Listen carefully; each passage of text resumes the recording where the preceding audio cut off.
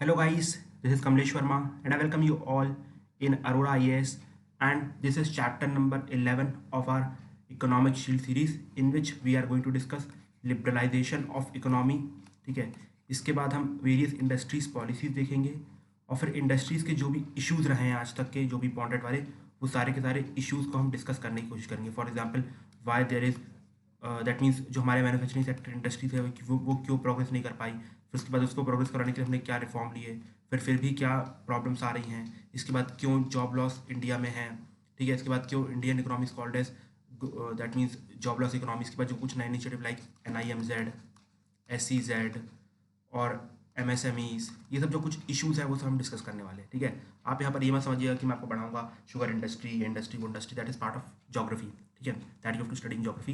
But जो भी economical point of view relate to industries that I will explain. ठीक है, सबसे पहले हम LPG पढ़ेंगे, LPG रिफॉर्म्स के बारे में. एक टॉपिक है ना, liberalisation of economy and its impacts and everything, उसको पढ़ना है. उसके बाद हम वेरियस इंडस्ट्रीज पॉलिसीज देखेंगे. फॉर एग्जाम्पल 1956 की पॉलिसी रिजोल्यूशन, उससे पहले 1948 का आया, 1971, 76, 86, उसके बाद 1991, उसके क्या इम्पैक्ट हुए वो सब हमें देखने हैं. ठीक है, उसके बाद finally will come to the industries topic जो भी इकोनॉमिकल इशूज़ है. ठीक है, सो आई होप आपको ये चैप्टर अच्छा लगेगा. So before going to that I would like to tell you about our PGP program.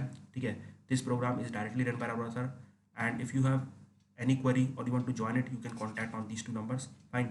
And this time 35 plus students are writing mains from our side and all have 100 plus marks. So for the proof you can visit our Telegram channel और our website. ठीक है, ये हमारी कुछ mind map books हैं जिनको आप purchase कर सकते हैं for your reference and for revision purpose from Flipkart और Amazon. ठीक है, और हमारी टेस्ट सीरीज है जिसको यू कैन चेकआउट.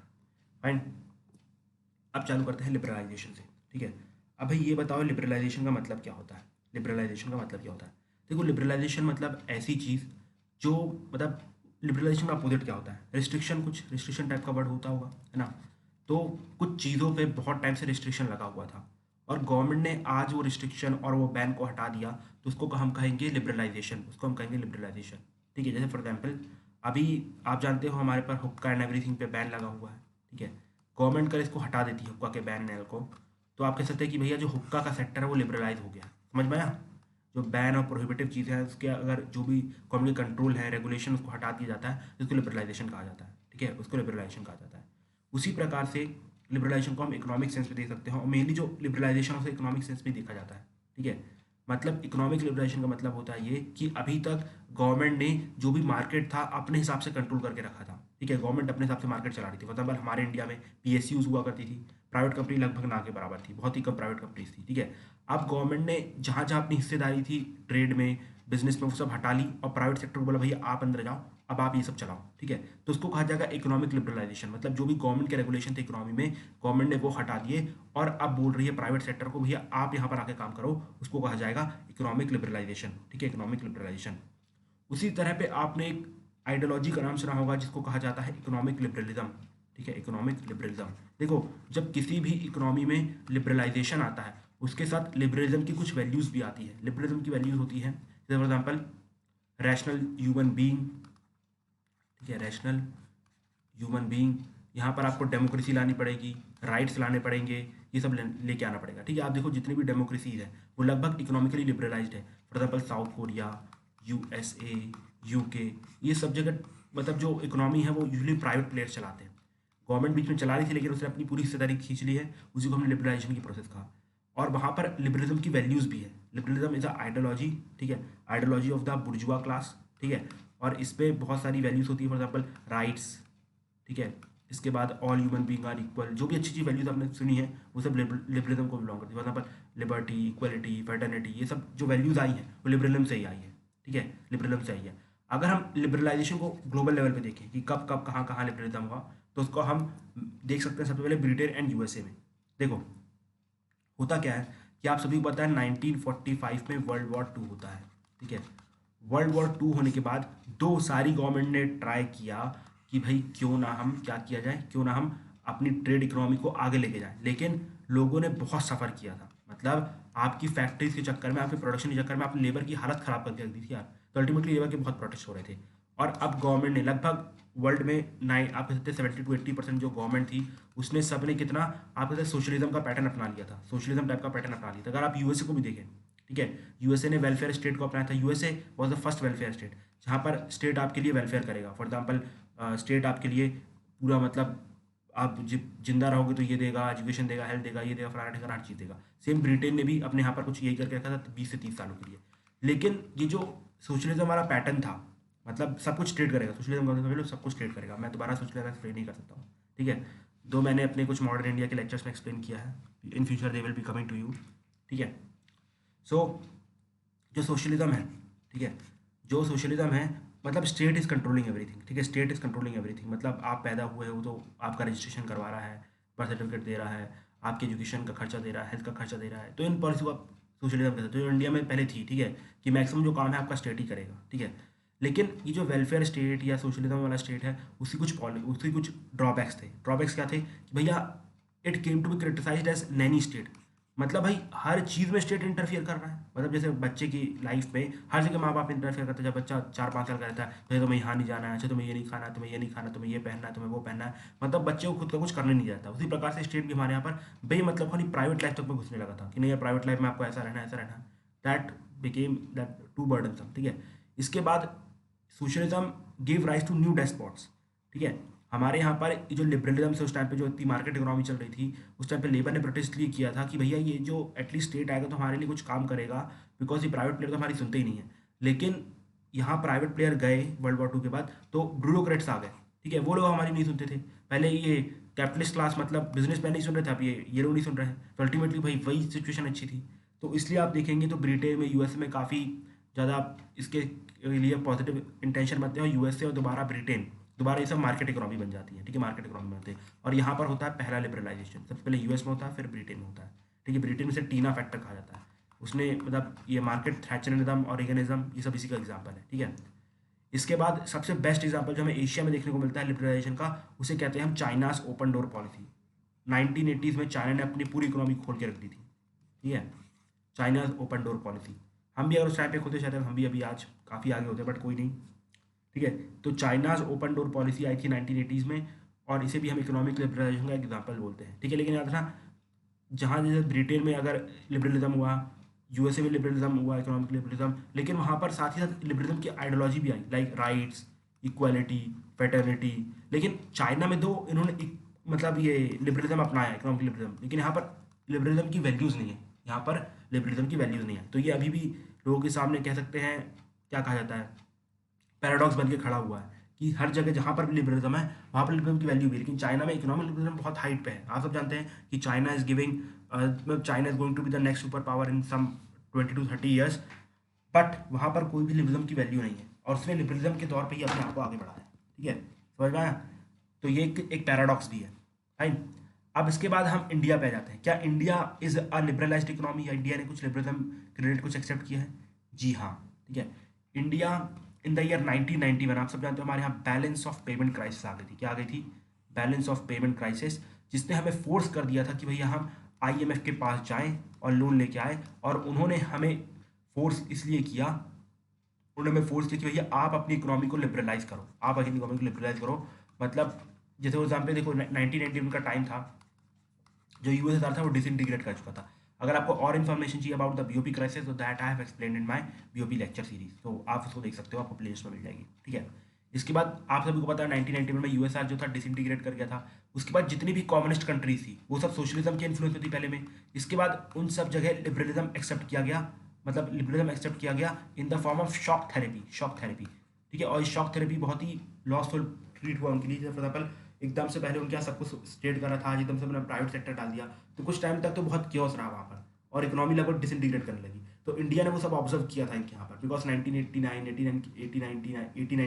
और 90 के आसपास ये प्रोसेस हो रही थी। तो इंडिया ने ये बोला कि भैया हम, ठीक है, जो आप बोल रहे हो अपनी इकोनॉमी को लिबरलाइज करो, हम करेंगे, हम अपनी इकोनॉमी को प्राइवेट से करेंगे, नो इशू, हम खुद भी करना चाहते हैं। एक्चुअली मैं आपको इंडस्ट्रियल पॉलिसी कुछ टाइम बाद पढ़ाऊंगा, एक दो लेक्चर के बाद, तो आपको समझ में आएगा। इंडिया जो है 1980 जब चाइना ने अपनी इकोनॉमी लिबरलाइज की थी, तो हम चाइना के नक्शे कदम पे अपनी इकोनॉमी लिबरलाइज करना चाहते थे, लेकिन कुछ पॉलिटिकल कंडीशन ही ऐसी थी कि वो हमें अलाउ नहीं कर रही थी। तो एक्चुअली इंडिया करना चाहता था, और इंडिया फेस वाइज मैनर में करना चाहता था। तो इंडिया ने यहाँ पर फिर से IMF बोला देखो ये ऐसी बात नहीं कि हम नहीं करना चाहते, हम खुद ही करना चाहते, तो अच्छा हो कि आपने हमारे पर कंडीशन इम्पोज करवा दी। अब हम जाके अपने घर में दिखा सकते हैं, मतलब इंडिया में जाके दिखा सकते हैं कि देखो भाई IMF हमें तभी लोन देगा तब हम ये कंडीशन मानेंगे। तो अल्टीमेटली आपको माननी पड़ेगी, अदरवाइज तो हमें बिना जेल के रहना पड़ेगा और आप रह नहीं पाओगे। तो अल्टीमेटली हम लिबरलिज्म करेंगे, प्राइवेटाइजेशन करेंगे, ग्लोबलाइजेशन करेंगे, but with a phase manner, मतलब विथ फेजेस। ठीक है, हम डिफरेंट डिफरेंट फेजेस पे आएंगे। ठीक है, मतलब पहले हम इस चीज़ को लिबरलाइज करेंगे, फिर इस चीज़ को लिबरलाइज, फिर इस चीज़ को लिबरलाइज। ठीक है, इस तरीके से हम धीरे धीरे बढ़ेंगे। ठीक है, तो मैंने आपको बताया कि भैया जो इंडिया है, जो BOP क्राइसिस जो इंडिया ने फेस की, वो तो सिर्फ इमीडिएट कॉज बना, मतलब इंडिया के लिए बहुत अच्छा हुआ इंडिया का BOP आई। एक्चुअल में जो इंडिया है वो अपने आपको LPG रिफॉर्म देना चाहता था। क्यों? बिकॉज एकदम से चाइना ने देखो मैंने बताया 1980s में इंडिया और चाइना में कोई डिफरेंस नहीं था, दोनों की कंडीशन खराब थी और इवन कुछ स्टेज में तो इंडिया जो था चाइना से बहुत आगे था। लेकिन जैसे ही चाइना ने LPG रिफॉर्म एक्सेप्ट किया तो चाइना की इकोनॉमी एकदम से ग्रोथ में आने लगी, तो ये इंडिया ने देखा। ठीक है, इसके बाद जो इंडिया ने सोशलिस्टिक पॉलिसीज अपना के रखी थी कि भैया स्टेट ही आपके लिए सब कुछ कर रहा है, स्टेट ही PSU बना रहा है, स्टेट ही इंफ्रास्ट्रक्चर लेके आ रहा है, स्टेट का बहुत लॉस हो रहा था यार, और टैक्स भी बहुत ले रहा था, तो लोग टैक्स इवेजन भी बहुत ज़्यादा बढ़ता जा रहा था, और पूरा वर्ल्ड उस टाइम पे ग्लोबलाइजेशन से प्रॉफिट ले रहा था, पूरा वर्ल्ड। ठीक है, और देखो, और शुरू में आप कहते तो भाई इतना ही अगर अच्छा था लिबरलाइजेशन तो नेहरू जी ने उस टाइम पे क्यों नहीं अपनाया 1947 में। देखो उस टाइम पे अगर हम अपनाते ना तो हमारी कंडीशन ये जो साउथ अफ्रीकन कंट्रीज हैं, मतलब अफ्रीकन कंट्रीज हैं और जो लैटिन अमेरिकन कंट्रीज जैसे हो जाती है, बिकॉज उनकी इंडस्ट्री थी नहीं। ठीक है, उनके यहाँ एकदम से सारी विदेशी कंपनियां, उन्होंने फैक्ट्री स्टैब्लिश की और उनकी जो भी घर की थोड़ी बहुत इंडस्ट्री वो भी तोड़ डाली। तो अल्टीमेटली वो लोग पूरे विदेशियों को दोबारा गुलाम बन गए, तो वहाँ पर दोबारा कॉलोनियल चालू किया। लेकिन इंडिया वो नहीं चाहता, इंडिया ने बोला कि हाँ पहले अपनी खुद की जो इकोनॉमी है उसको स्ट्रेंथन कर ले, इसके बाद हम आगे बढ़ेंगे। और इतने 50 सालों में अपने यहाँ पर लगभग इतनी इंडस्ट्री लगा चुके थे कि हम खुद लड़ सकते थे। आज सोचो हमारे पास हर चीज़ में एक ना एक इंडस्ट्रीज है, फर्टिलाइजर इंडस्ट्री है, आयरन स्टील इंडस्ट्री, सारी इंडस्ट्रीज है। तो इस तरीके से हम उस टाइम पे 1980 में तैयार होकर यार फाइट करने को, लेकिन जो पॉलिटिशियंस है ना वो अलाउ नहीं कर रहे थे। जैसे राजीव गांधी ने 1986 में जो नई इकोनॉमिक पॉलिसी लाई, उनका यही पर्पस था कि इकोनॉमी को खोला जाए, उन्होंने फेस वाइज मैनर में इकोनॉमी खोलना चालू की, लेकिन बहुत अपोजिशन आ रहा था। भैया कल तो आपके जो दत्ता ससुर हैं वो बोल रहे थे कि भैया जो हमारे PSU वो तो मॉडर्न टेम्पल है, तो आप उन्हीं मॉडर्न टेम्पल को बेचने आ रहे हो, मतलब आप नंदो को बेचने जा रहे हो, ऐसा नहीं कर सकते, मतलब बहुत अपोजिशन हो रहा था। ठीक है, राजीव गांधी ने बहुत ट्राई किया बट नहीं हो पाया। लेकिन इस बार जो BOP क्राइसिस आई ना वो हमें बहुत प्रॉफिटेबल काम कर गई, वो बहुत प्रॉफिट उसने, क्योंकि हमें फोर्स कर दिया, IMF ने इसमें फोर्स कर दिया कि आप जाओ और LPG लेके आओ। हमें पता था इसका फायदा होने वाला है, इंडिया को फायदा होने वाला, इंडिया को पता था ये। ठीक है, तो अल्टीमेटली यहाँ पर हमारे लिए भैया भगवान का कोई वरदान आया और हमारा काम हो गया। ठीक है, तो उसे कहा जाता है LPG रिफॉर्म्स इन इंडिया। ठीक है, और देखो इंडिया में जो LPG रिफॉर्म्स हुए थे उसमें दो चीज़ें आई थी। ठीक है, दो तरीके से किया गया था, एक को कहा जाता है मार्केट स्टेबलाइजेशन मेजर और दूसरा था स्ट्रक्चरल रिफॉर्म मेजर। ठीक है, एक था मैक्रो इकोनॉमिक स्टेबलाइजेशन मेजर और दूसरा था स्ट्रक्चरल रिफॉर्म मेजर। देखो मैक्रो इकोनॉमिक स्टेबलाइजेशन मेजर मतलब हमें जो IMF उसने दो चीज़ें बोली थी, एक तो आपको डिमांड बढ़ानी है। ठीक है, आपको अपने यहाँ पर लोगों की डिमांड बढ़ानी है। फॉर एग्जाम्पल आपको ये इंश्योर करना है कि लोग प्रोडक्ट को खरीदें। ठीक है, जो लोग हैं वो प्रोडक्ट्स को खरीदें। ठीक है, प्रोडक्ट्स को खरीदें। ओके, तो उन लोगों को अगर प्रोडक्ट्स खरीदना है तो लोग प्रोडक्ट कब खरीदेंगे, जब लोगों के हाथ में ज़्यादा इनकम होगी। तो इन शॉर्ट आपको टैक्सेस को कम करने हैं, आपको टैक्सेस को कम करने हैं। तो पहला मेजर तो ये था कि भैया मैक्रो इकोनॉमिक स्टेबलाइजेशन मेजर, मतलब ऐसे मेजर लो जिससे कि लोगों के मतलब लोग चीज़ों को खरीदें, और लोग चीज़ों को कब खरीदें जब उनकी परचेजिंग पावर बढ़ेगी, मतलब जो उनके हाथ में जब आप टैक्सेस कम लोगे उनके हाथ में ज़्यादा पैसा दोगे, उनकी पेमेंट बढ़ाओगे, उनको एम्प्लॉयमेंट दोगे, तो इस चीज़ से डिमांड बढ़ेगी। तो आपको ये चीज़ इंश्योर करनी है, इसको कहा गया मैक्रो स्टेबलाइजेशन मेजर। ठीक है, फिर दूसरा आता है स्ट्रक्चरल रिफॉर्म मेजर। ठीक है, दूसरा आता है स्ट्रक्चरल रिफॉर्म मेजर।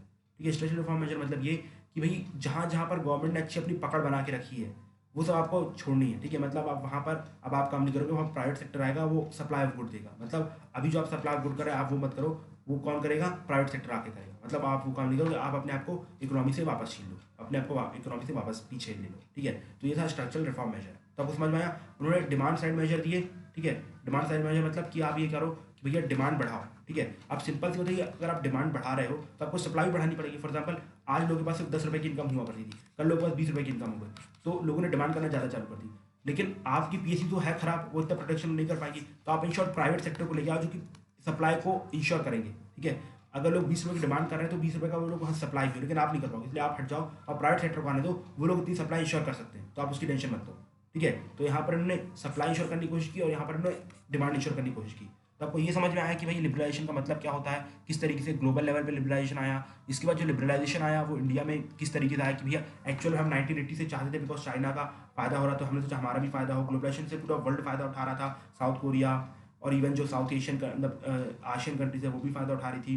ये बात जो सोशलिस्टिक इकोनॉमी है वो हमें बहुत लॉस पहुंचा रही थी, बहुत खर्चा हो रहा था यार, बहुत टैक्स जा रहा था, कुछ फ़ायदा भी नहीं हो रहा था उससे, और ऊपर से हमें जो अपॉर्चुनिटी मिली वो बैलेंस ऑफ पेमेंट क्राइसिस मिली, और अल्टीमेटली गवर्नमेंट ने उस अपॉर्चुनिटी को ग्रैब कर लिया, और अल्टीमेटली हमें एलपीजी रिफॉर्म्स के नाम पे फिक्स्ड मैनर पे हमें इकोनॉमिक लिबरेशन होना चालू हो गया। और अगर आज आप देखो तो गवर्नमेंट तो मतलब इतना खुश हो चुकी है, मतलब आप कह सकते हो एलपीजी रिफॉर्म से, कि मतलब खुद अब गवर्नमेंट आगे बढ़ रही है। जैसे फॉर एग्जाम्पल अगर आपको बता दूं, जब 1991 में रिफॉर्म्स लाए गए थे ना, तो जो अटल बिहारी वाजपेयी जो अपोजिशन में थे, उन्होंने बड़ा क्रिटिज्म किया था कि भैया ये क्या है, आप तो अपने मॉडर्न एप्पल बेच रहे हो। लेकिन इसके बाद जब अटल बिहारी वाजपेयी 1999 में फॉर्मल टर्म्स पे एज अ प्राइम मिनिस्टर बनते हैं 5 सालों के लिए, तो उस टाइम पे जो हमारे अटल बिहारी वाजपेयी जी हैं, उन्होंने बोला था कि भाई एग्रीकल्चर में तो कोई रिफॉर्म लिया ही नहीं है, यहाँ पर भी रिफॉर्म लेना चाहिए। तो उस टाइम पे एग्रीकल्चर में रिफॉर्म होना चालू हुए थे। तो आप सोचो, जो एग्रीकल्चर में जो रिफॉर्म्स थे वो हमारे अटल बिहारी वाजपेयी ने लिया था, और वही एक चीज़ थी जिससे हमारे यहाँ पर एग्रीकल्चर प्रोडक्शन थोड़ा बड़ा भी था, और वही सभी मोदी साहब कर रहे हैं कि एग्रीकल्चर में रिफॉर्म्स ले रहे हैं। लेकिन कुछ लोग गलत लग रहे हैं, हो सकता है कुछ जेन्युइन रीज़न भी हो, ऐसा नो डाउट, लेकिन there can be a conclusion of it, ठीक है, मतलब एक आप सोल्यूशन पे पहुंच सकते हो। तो वो देखा जाएगा क्या उसका फार्म बिल्स का आगे होता है, ठीक है। सो अल्टीमेटली अब गवर्नमेंट खुद ही इकोनॉमिक रिलेशन चाहती थी, इसलिए लोगों ने शुरू में अपोज भी किया था, कि भाई जॉब लॉस होंगी, इसके बाद जो सोशल सिक्योरिटी मेजर है आप उसको कम कर दोगे। सब कुछ हुआ, जॉब लॉसेस हुई, सोशल सिक्योरिटी मेजर कम हुआ, लेकिन फिर भी लोग खुश हैं, क्यों खुश हैं? बिकॉज का प्रॉफिट बहुत ज़्यादा हुआ। अगर आप देखो 1991 के आसपास हमारी जो पॉवर्टी थी वो अप्रॉक्सीमेटली 40 to 50% के आसपास थी, और 2005-06 में देखो तो ऑटोमेटिकली घट के 21% के आसपास होगी। तो हमारे यहाँ पर फायदा हुआ है। चाइना पे देखो तो यही पॉवर्टी लाइन 50% के आसपास थी 1980 के आसपास, और आज चाइना में पॉवर्टी सिर्फ और सिर्फ 6% की है। तो चाइना को ज़्यादा प्रॉफिट हो जाएगा, ज़्यादा फायदा उठाया, ठीक है। तो अब हम देखते हैं कि जैसे ही हमने इकोनॉमिक लिबरलाइजेशन किया, क्यों किया था? कि भैया हमारी बीओपी क्राइसिस सॉल्व हो जाए। बीओपी क्राइसिस का मतलब क्या था? कि हमारे पास $1 भी नहीं था आगे तेल खरीदने के लिए, तो इन शॉर्ट हमें डॉलर एक्यूमुलेट करना था। तो उसके लिए हमने शॉर्ट टर्म इम्पैक्ट्स लिए। हम समझते हैं क्या शॉर्ट टर्म इम्पैक्ट से गवर्नमेंट ने क्या किया, जितनी भी इंडस्ट्रीज थी उनको खोल दी, ठीक है, जो इंडस्ट्रीज थी उनको खोल दी। मतलब जो हमारे यहाँ जो पहले इंडस्ट्रीज का बाहर की कंपनीज का आना अलाउड नहीं था, और बाहर कंपनीज आना चाहती थी, तो अल्टीमेटली अब जो कंट्री मतलब जो इंडिया था उसने अपना मार्केट खोल दिया, और सारी कंपनी इंडिया में आने लगी। जब इंडिया में आके कंपनी स्टैब्लिश की जाएगी तो क्या होगा, ये लोग अपने पैसे किस में लेके आएंगे? फॉरेन करेंसी में। तो हम ये फॉरेन करेंसी तेल वालों को दे सकते हैं, और हमारा तेल का व्यापार चालू रहेगा। साथ ही साथ जब ये लोग फैक्ट्री स्टैब्लिश करेंगे तो यहाँ पर क्या होगा, फैक्ट्री बनेगी तो रोजगार आएगा, बिकॉज फैक्ट्री में काम करने के लिए लेबर मिली, तो हमारे यहाँ एम्प्लॉयमेंट भी बढ़ी, हमारे यहाँ पर फॉरेक्स भी बढ़ा, अब जब एम्प्लॉयमेंट बढ़ रही है, फॉरेक्स बढ़ रहा है, तो इन शॉर्ट अब क्या होगा, प्रोडक्शन भी बढ़ेगा, ठीक है, प्रोडक्शन भी बढ़ेगा, तो इन शॉर्ट हमारी जीडीपी भी बढ़ी, जीडीपी इकोनॉमिक ग्रोथ भी बढ़ी, और अल्टीमेटली गवर्नमेंट का रेवेन्यू भी बढ़ा, बिकॉज फैक्ट्रीज वाले आ रहे हैं, आप इनकम दे रहे हो तो गवर्नमेंट कुछ रेवेन्यू दोगे ना, टैक्स दोगे ना, तो गवर्नमेंट की रेवेन्यू बढ़ी। तो ये कुछ शॉर्ट टर्म इम्पैक्ट्स थे लिबरलाइजेशन ऑफ इंडियन इकोनॉमी के। So now let me check the time if there is time. So I will start with the long-term impact of liberalization of Indian economy. So I think now let it be done. ठीक है, अब अगले lecture में I will start with the long-term impacts of the liberalization, privatization and globalization. So till that time, thank you and have a nice day, my dear friends.